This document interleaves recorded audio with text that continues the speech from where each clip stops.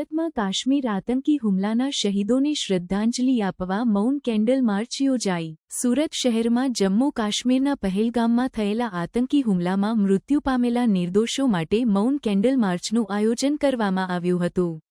આ કાર્યક્રમમાં વિવિધ સામાજિક અને ધાર્મિક સંસ્થાઓએ સહભાગિતા દર્શાવી હતી। માર્ચ દરમિયાન લોકો મોમબત્તીઓ પ્રગટાવી શહીદોને શ્રદ્ધાંજલિ અર્પણ કરી હતી। આ કેન્ડલ માર્ચમાં સુરતના ધારાસભ્ય પૂર્ણેશભાઈ મોદી અને નીતિનભાઈ ભજીયાવાલા પણ જોડાયા હતા। તેમણે શહીદોના પરિવારજનો પ્રત્યે સહાનુભૂતિ વ્યક્ત કરી અને આતંકવાદના વિરોધમાં એકતા દર્શાવી।